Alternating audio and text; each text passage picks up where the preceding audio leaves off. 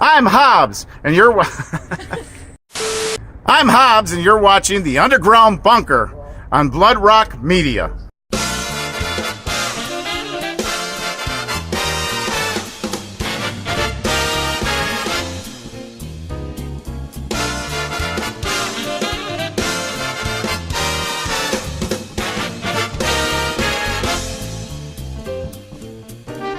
Hello everyone, welcome to another episode of The Underground Bunker. I'm your host Hobbs.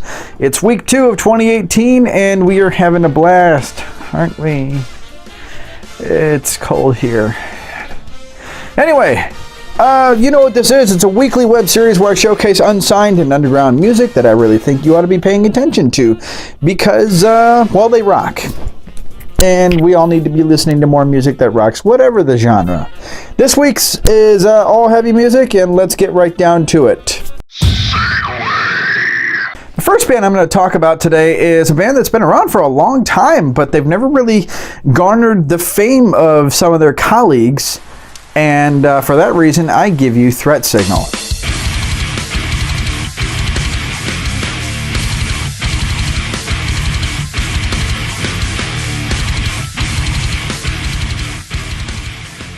Now, like I said, I've known about these guys for quite a while.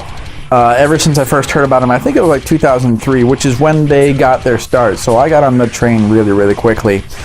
They're a 4-piece fucking metalcore band out of Canada. And we don't get a whole lot of music out of Canada. We used to, but not so much anymore. And the fact that these guys are still around after 15 years is saying a lot. Now, despite that, they've been plagued by, roster changes pretty much since the band's first tour cycle. They got signed really, really quickly to Nuclear Blast, where they released their first album, Under Reprisal, which this song that you're listening to right now is called Rational Eyes, which is off that album. Still my favorite song by those guys. I've got most of the material, and this is still my favorite song by them. And the music video fucking rocked. Nothing like watching the good guy get the shit kicked out of him in the end. I just like that kind of thing. Their sound has always been this massive mix of low-tuned guitars, and really intense drums and vocals. These guys were one of the first, I think these guys are one of the first gent bands that really started the movement, because in 2003 we didn't even have that word yet. Meshuggah was, a thing, but there weren't so many bands emulating that yet. And I think Threat Signal, helped pave that way, even though they've always been sort of an underground band. But, you can listen and hear this stuff and definitely pick that out. And the fact that they were one of the first bands doing it is, to me, still pretty cool, and especially since they can still do it with some relevance. Now, these guys have released 3 full-length albums through Nuclear Blast Records and 1 full-length album through Agonia Records, which is called Disconnect. It just came out last year, and from what I've heard of the music, it's just continuing the tradition of their fucking badassery. And if you'd like to hear the music, you can check it out, of course, on iTunes, Amazon, blah, blah, blah, blah, blah, blah, blah. You can check them out on Facebook, and you can also check them out on Threat Signal Music. Segway! Now, here's a band that you've never heard of yet, and that's why they're on the show. They are sort of a weird band that I came across a while ago on the Fist book. They're called An Erotic End of Times.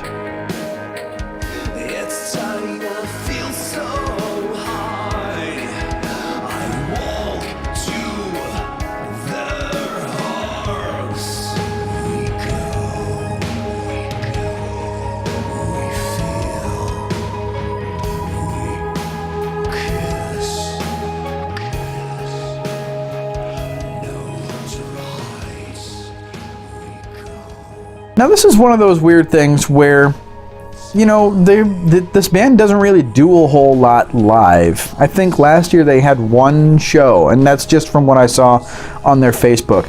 That said, I love studio projects. Even if Skinny Puppy had never done anything, I would have fucking loved their ass. That said, these guys remind me a lot of Skinny Puppy if you mix in a little non-political Ministry. And I like that sort of amalgamation of sounds. You know, both industrial bands, but Ministry was definitely the harder edge. You know, Al Jorgensen is a fucking genius when it comes to that sort of thing. When he's not singing about politics, I can't stand that crap. Bands today, I have always been of the opinion that an artist's job is to inspire and not influence. And this is quite the tangent. However, I love Al Jorgensen. I love his work. I do, however, think that bands today need to get off their fucking post and just be artists. Inspire me. Don't try to influence me. And rant. Now, my favorite song by these guys is called Freaky World. And it's got sort of this weird... I can't even place it because it's got sort of... There was a song on the Crow soundtrack. I can't remember who sang it, but it was very, very slow and very, very kind of sexy in its decrepitude. And I like that. And that's what Freaky World reminds me of. I don't know. It also sort of reminds me of, at least the song title, reminds me of Tears for Fears' Mad World. I don't know if that's where they got the inspiration from, but still, it kind of helps me identify with it a little bit, and I like that. Freaky World, by the way, is on their full-length album, which they just released last year. It is called Chapter 1, and I highly recommend you pick it up through their Bandcamp. You can also check out this band on Facebook, and I highly recommend that you fucking do. Came across this next band because of another band that I've loved for a very long time. Quite simply, these guys are called Outshine.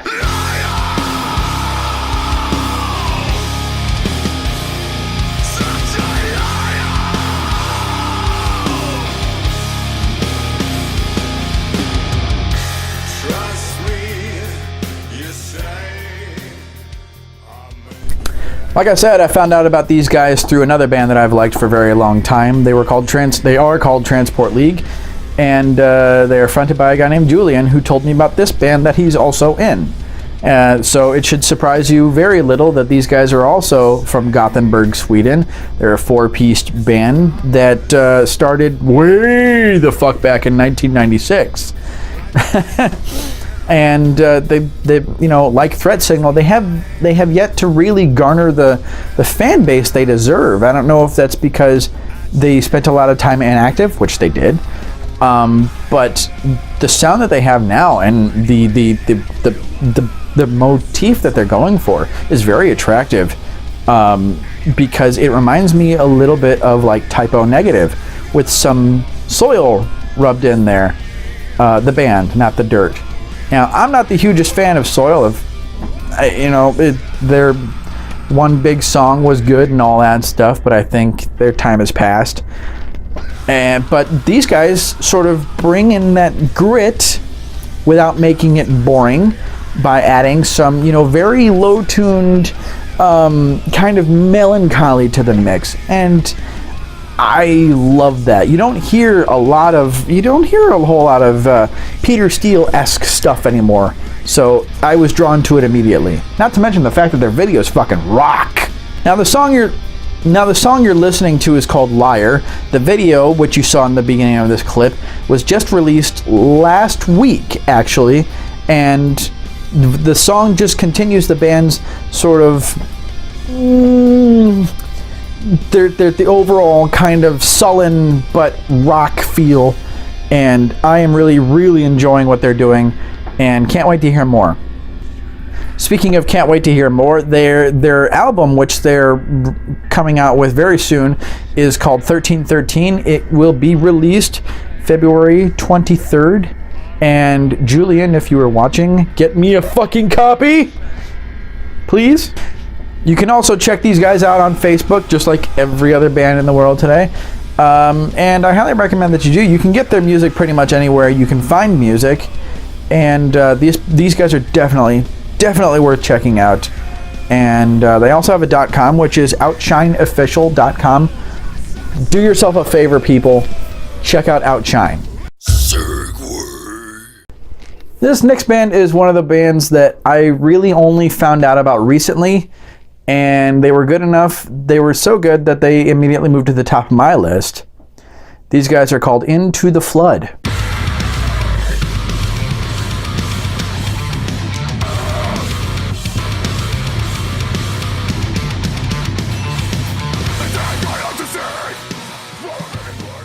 Now I really dig bands like this. They've got that fucking that Lamb of God oomph, and the vocals to back it up. Not blatantly ripping off Randy Blythe. I don't fucking care. The singer sounds nothing like Randy. The band has that fucking intensity, and the singer brings his own thing to the mix. I fucking love that. These guys are a 5-piece band out of Tacoma, Washington, and I honestly, first of all, I have not heard of many bands that are from Washington to begin with.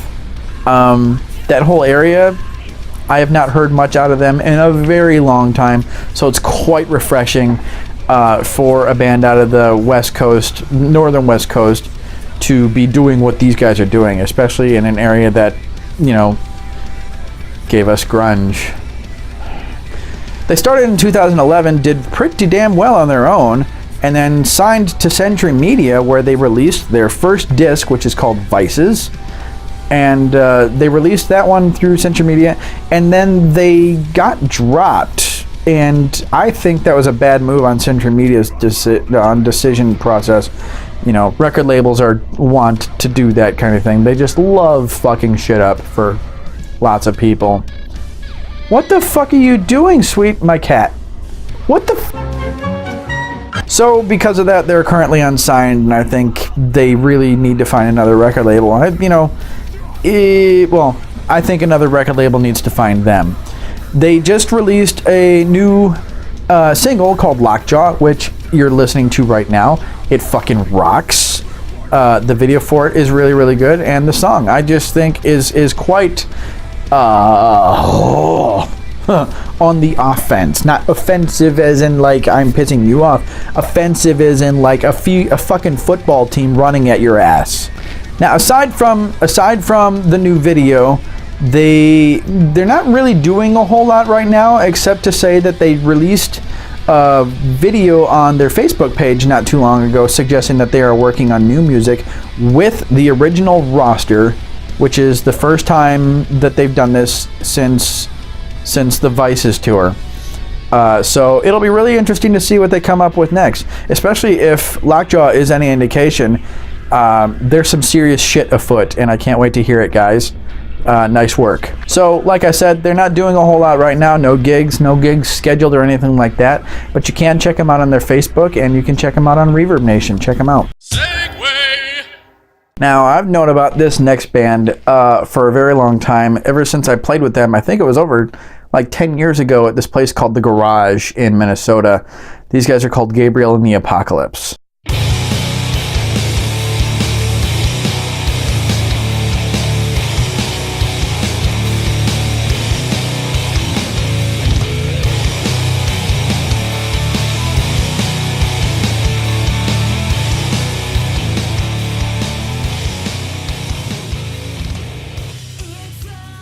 Now, I love this band. I've played with them many times. They've actually crashed at my house. Every single member of this band is just adorable.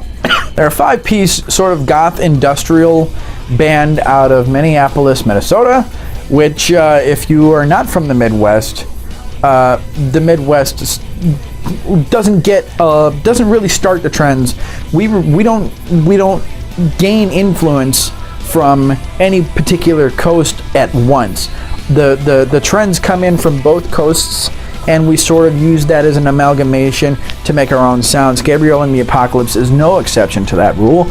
They have taken what they've gained influence from in both coasts and made it their own sound. And they made it their own sound a very long time ago, back in 2002.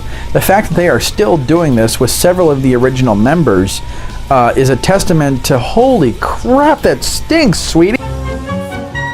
So the fact that they are still doing what they're doing with many of the original members, and they're doing it 16 years later, is a huge testament to their commitment to music.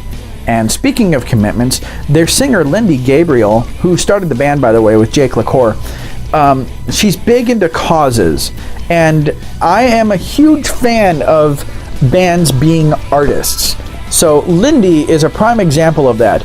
She is a person who has supported the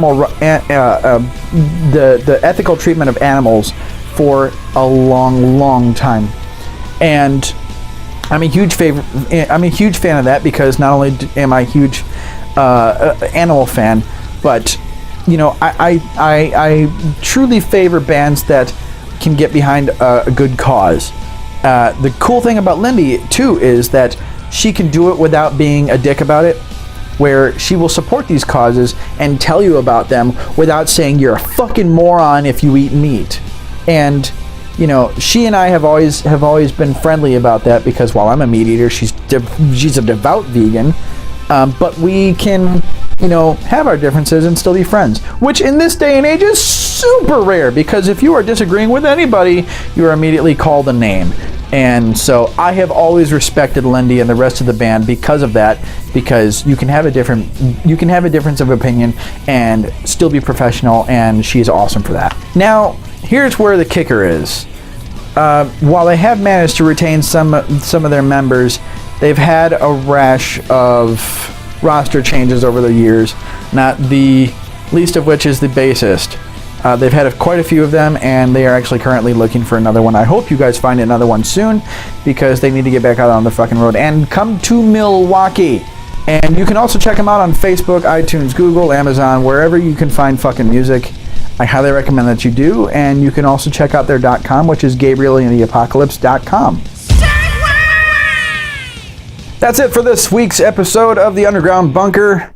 I invite you once again to like and subscribe. You guys know how this works. It's YouTube. It's been around forever. And I also invite you to check out all the links below. The bands need your help. Bloodrock needs your help. We also need bands. Yeah, check everything out. Music is that important. And also, if you guys would like your material reviewed, please submit your music to Bloodrock Media. I'll leave you with this remark. It might be cold, but heavy metal should be warming you up. Music should warm your fucking heart. Get out there and support the fucking bands. Get out there and enjoy the party. I am Hobbs. I am out.